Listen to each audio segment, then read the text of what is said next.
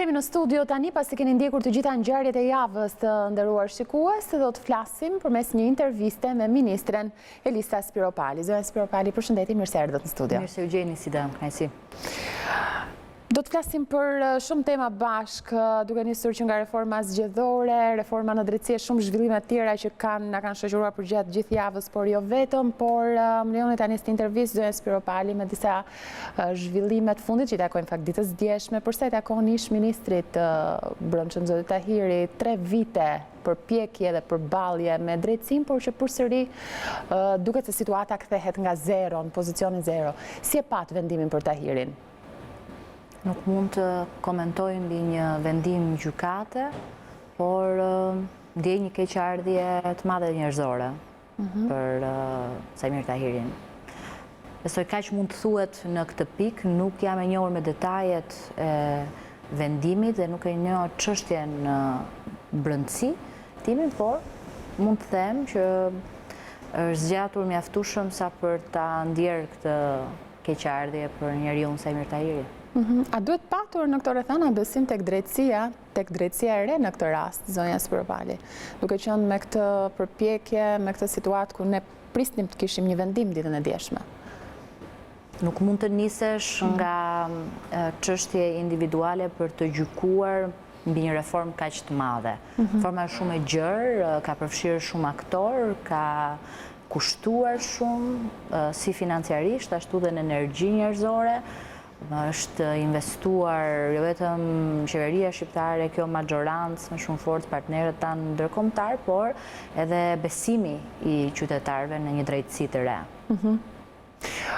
Vetëm ish-ministri Tahiri, teksa fliste për median, pati edhe nota emocionale, në fakt është për se i vinte ndot nga pozicionet që kam mbajtur nëse ekziston edhe një njeri tjetër i dytë si unë që zvarritet në këtë formë. Si keni kuptuar këtë deklarata? Është e kuptueshme nga pikpamja e tij dhe deri diku është lehtësisht e lexueshme ajo që Saimiri po thot. Gjithsesi nuk na takon ne të gjykojmë mbi ndjesitë, se tash unë uroj shumë që Saimir Tahiri të gjejë të drejtën e tij. Kaq mund të them. Kur shprehet për një kosto politike dhe që nuk ka faj, pra mbaj kostot e mia politike, por asesi nuk kam bërë faj. Në të vërteta, ka kosto politike për Saimir Tahirin dhe një politikan kur ndodhet në të tilla kushte, si duket? Është një pozicion i vështirë për të së pari dhe ne ndajmë qartë si politikën nga drejtësia. Si forcë politike, nuk jemi përzierë asnjëherë në punë të drejtësisë në këtë pikë, ashtu siç urojmë që kolegët tanë që kanë patur edhe pozicione të caktuara, të larta, të mund të gjejë drejtësi dhe të provojnë që janë pafajshëm. Po, edhe një pyetje të fundit përpara se të kalojmë në çështje të tjera, gjithmonë ka shprehur faktin që ka qenë dhe mbetet ministri kampion, si më jetë gjati në historinë e pluralizmit, si minister i Brendshëm. Në të vërtet, në gjykimin tuaj, si koleg, a është Saimir Tahiri një minister kampion? Askush nuk mund t'ia mohoj Saimir Tahirit përtej të gjitha rrethanave tashmë, punën e tij, energjinë e tij në Partinë Socialiste, si kryetari i Tiranës apo edhe si ministër i Brendshëm. Ne nuk mund të gjykojmë bardezi mbi njerëz. Të gjithë njerëzit kanë drejtëhijet e tyre dhe Saimir Tahiri, duke qenë një njeri shumë energjik dhe shumë produktiv, padyshim ka të tillë. Por nuk mund të mohojmë atë që Saimir Tahiri ka qenë apo ka bërë vetëm për këtë rast apo për këtë çështje. E qartë. Zonja Spiropali, flasim pak për reformën zgjedhore, për marrëveshjen, për dakordsinë që u arrit në Këshillin Politik, madje ekspertët kanë bërë gati paketën e amendamenteve. Çfarë fitoi, nëse mund të themi kështu, dhe çfarë humbi Partia Socialiste nga gjithë kjo? Ne në fakt fituam atë që ishte dhe qëllimi ynë fillestar, të shuanim frikën e pakuptimit të Lulzim Bashës për të kthyer në tryezë dhe për të kthyer zgjedhjeve dhe proceseve demokratike. Kaq. Ne kishim qartë që nuk ishte asnjë problem thelbësor për ligjin zgjedhor apo për administrimin zgjedhor dhe këtë e provoi fakt Partia Demokratike dhe Lulzim Basha mbi kërkesat e tyre. Ne u nisëm me vullnetin më të mirë për të bërë një ndryshim radikal dhe thelbësor në depolitizimin e gjithë administrimit zgjedhor nga fundi në krye. Nuk u pranua nga Lulzim Basha dhe Partia Demokratike, duke vërtetuar në fakt që problemi i humbjes së zgjedhjeve nga natyre nuk ka qenë KQZ-ja dhe administrata zgjedhore. Gjithsesi, ne ulëm në atë tryezë, lejuam që të kishin veto, të ishin partnerët barabartë dhe kemi tani besoj një marrëveshje e cila në mos e përzë lepurin në barkun e Lulzim Bashës, të paktën e ka vënë atë në kontroll. Në qartë. Pjesë e kësaj reforme nuk u bë depolitizimi i administratës zgjedhore, që në fakt ishte një nga prioritetet e Partisë Socialiste apo jo? Po, në fakt ishte edhe një rekomandim i Odirit, ne kemi pat një bisedë të gjatë për sa i përket a ka ardhur apo jo koha për depolitizimin e administratës zgjedhore, themi drejtën ka ardhur koha. Se është e papranueshme që ende në përqendrat tona të votimit apo të numërimit ne të kemi njerëz partijak të cilët zgjasin proceset zgjedhore, nuk respektojnë ligjin ai sa respektojnë partitë përkatëse. Me forcimin e ligjit për zgjedhje, ashtu dhe me depolitizimin, ne do kishim bërë një hap më tej për modernizimin e gjithë procesit zgjedhor. Fatkeqësisht kjo nuk u pranua, por bëm një hap të parë me Komisionin Qendror të Zgjedhjeve, që tani do jetë ndarë në 3 komisione, do ketë mandat më të gjatë, pra ka shkuar drejt politizimit, do bëhet një përzgjedhje ku Partia Demokratike do ketë veton, sa i përket antarëve, pra gjetëm një rrugë të mesme. Ka patur zëra nga brenda Partisë Socialiste për eliminimin e koalicioneve parazgjedhore. A do ta mbështes Partia Socialiste këtë ide? Depolitizimin, Jo, për eliminimin e të gjithë pjesës koalicioneve parazgjedhore. Ne nuk i kemi hyrë kësaj analize, themi drejtën, sepse jemi ende në fazën që Këshilli Politik duhet na sjellë një produkt tërësor, një marrëveshje. Ne jemi të fjalës dhe i qëndrojmë marrëveshjes në atë tryezë të Këshillit Politik, ashtu siç dhe jemi të përgjegjshëm që ne duhet të gjejmë rrugë për të komunikuar me opozitën parlamentare, që është në fakt opozita e cila do votojë ndryshimet në kodin zgjedhor. Dhe në këtë pikë jemi shumë qartë. Politika është tripolare tashmë, nuk e kemi prodhuar ne këtë realitet të ri politik, por e ka prodhuar ikja e Partisë Demokratike dhe Lëvizjes Socialiste për Integrim nga përgjegjësitë e tyre para institucioneve dhe qytetarëve. Ne do bëjmë gjithçka është në mundësitë tona me vullnet maksimal për të realizuar një reformë zgjedhore i cila i shkon për shtat rrugës tonë të integrimit. Është edhe kërkesë formale. Elisa Spiropali, ju e keni cilësuar, kanë ndezur tashmë motorët Partia Socialiste për zgjedhjet, kërkon një mandat të tretë, ju jeni kryetari Partisë Socialiste për Tiranën. Çfarë mund të themi në këto kushte, në këtë klimë aktuale që është tani? Ne në fakt ata motor nuk i kemi fikur kurrë. Përsa i përket organizimit teksa situata afron për zgjedhjet. Organizimit ton partijak, ne jemi parti që është shumë e organizuar në territor dhe ka një edhe vullnet, po edhe një frymëzim politik që buron nga majoranca jonë në kuvend, nga qeveria, nga reformat e ndërmarra, nga besimi që ne kemi që një mandat i tretë është i domosdoshëm për të përfunduar reformat serioze të nisura dhe çdo kthim mbrapa do ishte fatal. Nuk është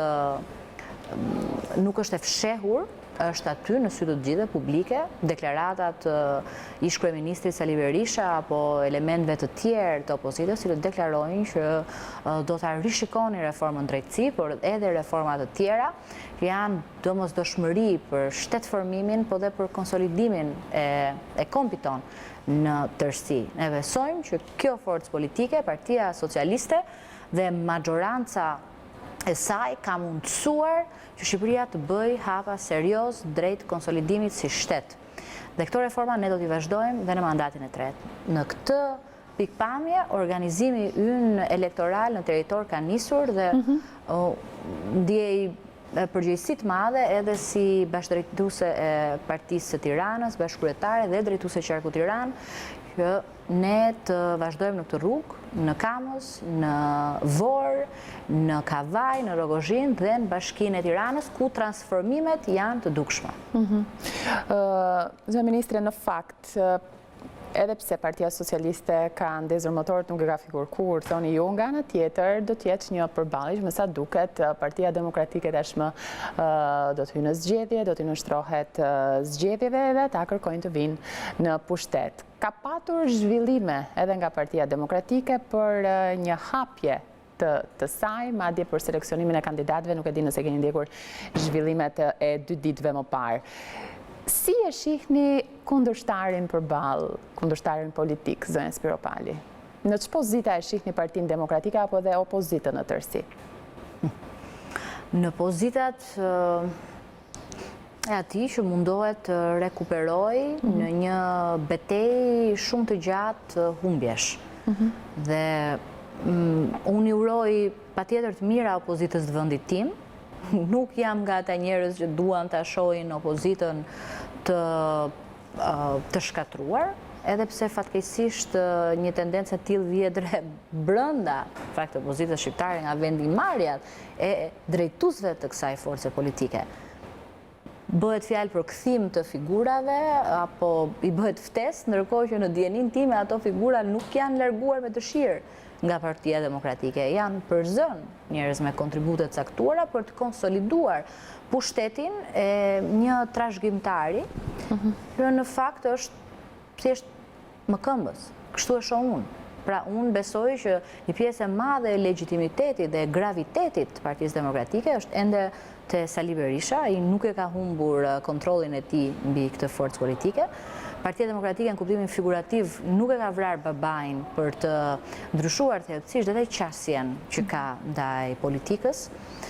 Dominohet nga gjua e urrëties, dominohet nga shpifjet dhe retorika shumë e rëndë politike, nuk e ka bërë dot këtë kapërcim të madh kulturor. Shpresoj ta bëj në të ardhmen, po besoj që tani pas betejës së tyre të dështuar me miell e me boj në kuvend, me molotov, me protesta, me sabotime, me heqje dorë nga përgjegjësitë e tyre në kuvendin e Shqipërisë dhe bojkotim zgjedhjesh nuk do ta kenë të lehtë, sepse besimi te ata si forcë politike serioze është rënuar. Por nuk më takon mua të bëj një analizë për situatën brenda tyre. Çdo nismë është e mirëpritur në arenën politike, edhe nismat për të përfshirë njerëz të rinj në politik, po më duket si nisëm e re me histori të vjetra. Më duket pak gjell e vjetër e ringrorë. Kuptoj. Flasim pak për situatën me koronavirusin, me pandemi. Në fakt, ne jemi hapur prej kohësh, po nga ana tjetër po përballemi me shifra vërtet alarmante. Nuk bien shifrat me sa duket, edhe në orët e fundit janë shqetësuese. Situata shqetësuese mbetet edhe në spitale, tek QSUT-ja, vetë mjekët, infektime, tek bluzat e bardha. Është bërë diçka gabim, apo ka shkuar diçka keq që ne jemi në këtë situatë? Është një situatë që përsëritet këtu, po dhe kudo. Në botë, me sa po duket, rrezikshmëria nuk ka kaluar, virusi është ende i panjohur, virulenca e tij nuk dihet ka rënë apo jo, prandaj është e rëndësishme të respektohen deri në detaj masat. Dëgjoj teori konspirative nga më të çuditshmet, fakt mbi mos ekzistencën e virusit, mbi një plan të Edi Ramës për të kontrolluar pushtetet apo të Sorosit e të fuqive të tjera botërore për të kontrolluar botën, cilat në këtë pikë janë të rrezikshme. Nuk mund të dalin njerëzit nëpër protesta, tufa, për të deklaruar që virusi nuk ekziston dhe pastaj të përfundojnë nëpër spitale, po dhe më keq akoma të infektojnë me dhjetra të tjerë.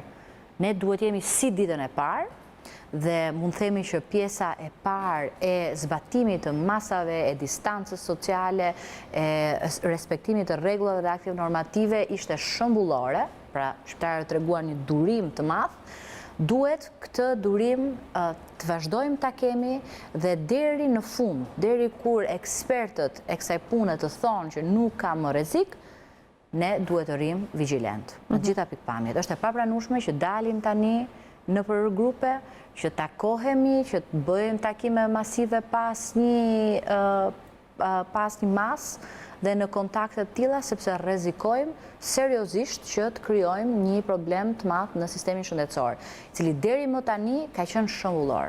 Përfytyroni ata mjek. Diçka duket se ka çeduar edhe aty. Apo jo, e kanë fjalën për infektimet që janë tek bluzat e bardha, që nuk kanë të bëjnë me distancimin social, me grumbullimet jashtë. Mungesa ndoshta e mjeteve.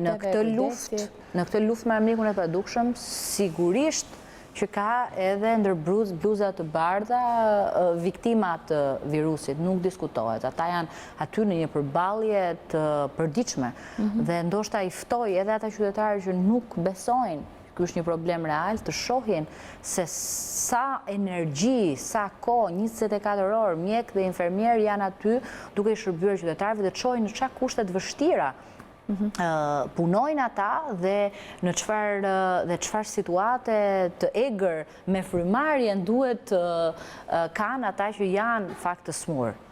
Pra ti jemi shumë të vetëdijshëm. Gjitha masat janë marrë nga qeveria në të gjitha nivelet. Ne kemi bërë një mbyllje totale të parë dhe kemi patur edhe pasojat përkatëse ekonomike e shoqërore. Tani nuk mund t'i kthehemi një mbyllje të dytë. Një mbyllje e dytë do ishte shumë serioze për financat tona, edhe si shtet edhe si individ. Nuk mund ta bëjmë. Mbetet vetëm tani që të respektojmë. Në fakt, këtu duhet të qëndroj pak, sepse nëse do të ketë një shtim të ritmeve, një rritje të nivelit të infektuarve, por edhe të shtruarve në spital, e kuptoj që është gatishmëria edhe për spitalet e tjera, për të hapur spitalet Covid, për të përballuar fluksin me të shtruar, që urojmë shumë të mos agravohet situata. Në mbledhjet e qeverisë që mund të keni zhvilluar, zonja Spiropali, asnjëherë nuk është diskutuar një mbyllje e dytë? Pikërisht për arsyet që ju thatë, që do të kishte një kosto të madhe ekonomike? Komiteti i ekspertëve, Ministrja e Shëndetësisë janë në monitorim të vazhdueshëm. Ne sigurisht të bisedë nuk e bëjmë në çdo mbledhje e qeverisë, sepse është një komitet ekspert për këtë dhe kur ka nevoja të caktuara, ne patjetër kalojmë urdhra, akte normative apo dhe në kuvend vendime për këtë arsye. Por nuk e kemi diskutuar çështjen e mbylljes së dytë, sepse siç e thash, do shkaktonte një dëm të jashtëzakonshëm në ekonominë e vendit dhe deri më tani nuk rezulton që ka rrezik për një mbyllje të dytë. Ama patjetër që Ministrja e Shëndetësisë në momentet e dura merr vendimet e dura për sa i përket situatës dhe gjithçka është e mundur. Ajo që është e panevojshme është ne të kthehemi në një situatë të tillë prej mendje lehtësisë. Kjo do ishte krejtësisht e papranueshme.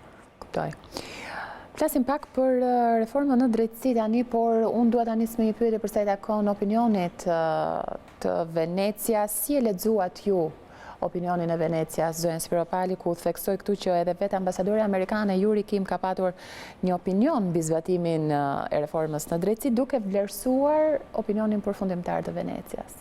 Ne gjithmonë kemi vlerësuar opinionet e Venecias, ato janë opinionet të specializuara. Jemi të qartë që në raportet të tilla drejtësisë nuk ka asnjëherë një fjalë të fundit, po ka një mënyrë gjithmonë për t'i lexuar. Ne besojmë se gjithmonë i kemi lexuar drejt, e gjithmonë kemi marrë vendimet e dura për sa i përket reformës në drejtësi. Për ne reforma në drejtësi nuk është një masë e zakonshme. Për ne reforma në drejtësi është shtylla e reformave të ndërmarra nga kjo majorantë dhe ne nuk kemi bërë kur kompromis me askënd dhe askur për këtë reformë. Nuk bëjmë pazare, nuk kemi çedime dhe nuk bëjmë kompromise për sa i përket reformës. Reforma do zbartohet gërm për gërm dhe në frymën në cilën është shkruar. Presim që ashtu siç janë ngritur institucionet e tjera të drejtësisë, të ngrihet edhe gjykata e lartë dhe gjykata kushtetuese. Gjykata kushtetuese është edhe një nga kushtet që kemi përpara në rrugën tonë të integrimit dhe ne I bëjmë thirrje të gjitha institucioneve që të bëjnë detyrën e tyre. Për sa I përket Kuvendit të Shqipërisë e ka bërë detyrën për zgjedhjen e 2 antarëve. Presim nga kedi listimin për zgjedhjen e 1 antari të tretë. Presidenti duhet zgjedhë 2 antarët e tij dhe besoj në këtë formë në fund korrikut ne do kemi një gjykatë kushtetuese në rast se të gjitha palët bëjnë detyrën e tyre me 7 antarë. Çka mjafton për të qenë një gjykatë funksionuese. Si e keni parë pozicionin e presidentit Meta këtë periudhë të fundit, zonja Spiropali, kur kemi patur parasysh të gjitha ato deklaratat intensive që kanë qenë kohë më parë dhe një vendim të vetë zotit Meta më pas për të patur një sjellje institucionale, por që shoqërohet tani çdo të premte me konferencat për shtyp të përjavshme të zotit Meta. Si e cilësoni presidentin e Republikës dhe pozicionin e tij?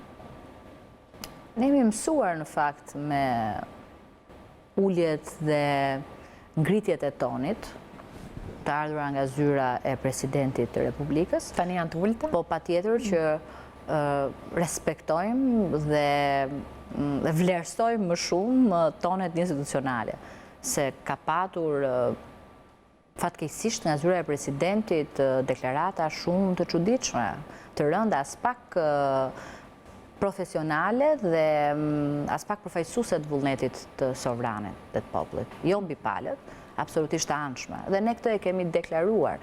Kemi dhe një komision parlamentar të posaçëm që heton mbi vendimet për zgjedhjet e 2009-s, më saktë. I qëndrojmë në asaj rruge, ama patjetër që ne do donim që presidenti I Republikës të ri tonit institucional. Na bën nder të gjithëve si qytetarë të vendit. E diçka të fundit lidhur me zhvillimet e provimeve të maturës, provimi I shumë përfolur I gjuhës, zonja Spiropali, pyetja për turin, si e pat situatën me studentët, me maturantët, me pretendimet e tyre, me protestat, ato aq protesta sa mundën të zhvillojnë?